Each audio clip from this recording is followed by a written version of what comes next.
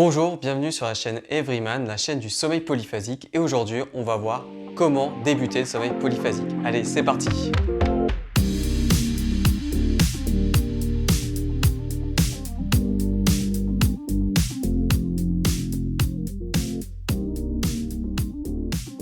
Alors, pour bien commencer le sommeil polyphasique, on va voir déjà qu'il va falloir choisir correctement son rythme de sommeil et les horaires auxquels caler finalement le sommeil nocturne et puis ses siestes ou ses micro-siestes dans la journée. Et ensuite, on va voir qu'il va falloir de bonnes habitudes pour que le sommeil polyphasique puisse fonctionner dans le temps.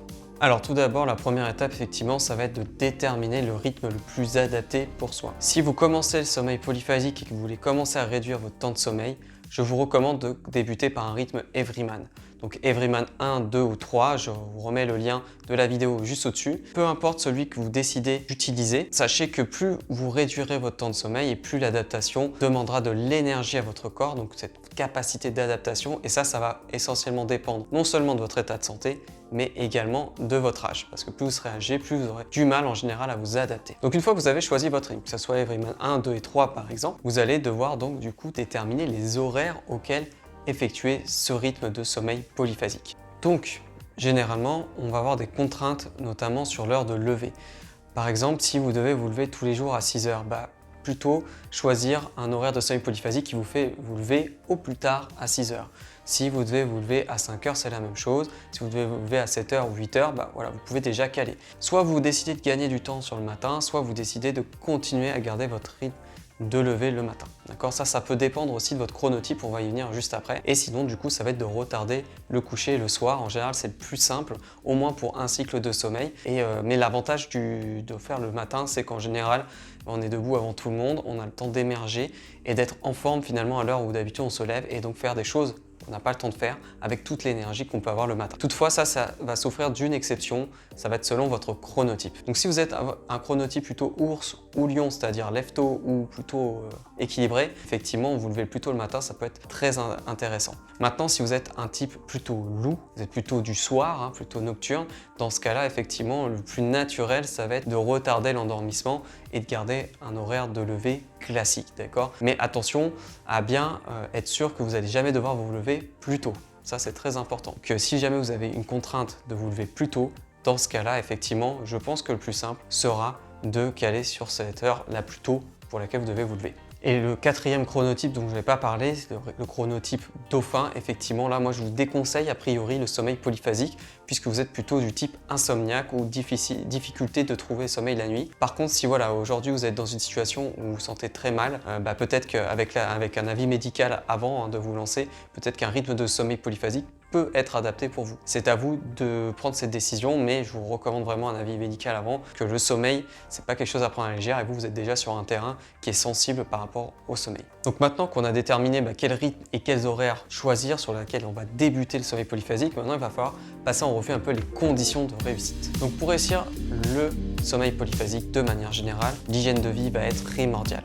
Et quand je dis hygiène de vie, je parle aussi d'hygiène de sommeil. Et dans l'hygiène du sommeil, on va retrouver évidemment la régularité. Ça, c'est peut-être le conseil le plus important de cette vidéo, c'est être régulier. Se coucher à heure fixe, se lever à heure fixe et faire ses micro-siestes à heure fixe. Pourquoi ? Parce que le rythme circadien qu'on a déjà évoqué dans des vidéos précédentes. Le rythme circadien qui est finalement l'évolution de vos hormones et notamment la température du corps au cours de la journée vont vous permettre soit d'être en forme, soit au contraire d'être fatigué et donc favoriser l'endormissement. Et il a été démontré finalement dans des études que les personnes qui font des siestes de manière régulière s'endorment plus facilement lorsqu'elles les font aux horaires habituels. Et au contraire, elles ne s'endormaient pas mieux que les autres lorsqu'elles ne le faisaient pas aux horaires habituels.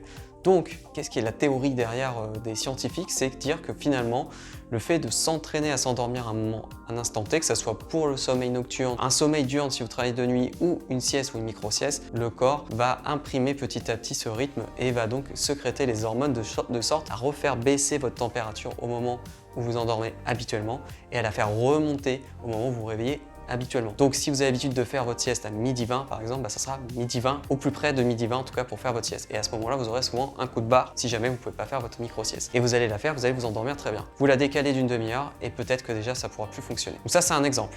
Si vous la faites à 18h, c'est pareil. Si vous la faites à 10h le matin, ça sera exactement le même principe. Si vous travaillez de nuit et que vous voulez dormir la journée, ça sera exactement le même principe. Donc ça déjà, c'est très important d'être sur la régularité. Ensuite, on a l'hygiène de vie de manière générale. Alors dans l'hygiène de vie, on va surtout faire le focus sur tout ce qui va être excitant ou drogue qui vont vraiment venir perturber le sommeil déjà de manière générale et que forcément, puisqu'on va dormir dans la journée, finalement, il va falloir les exclure au maximum de votre quotidien, d'accord? Que ce soit proche de la nuit ou éloigné de la nuit, par exemple en milieu de journée.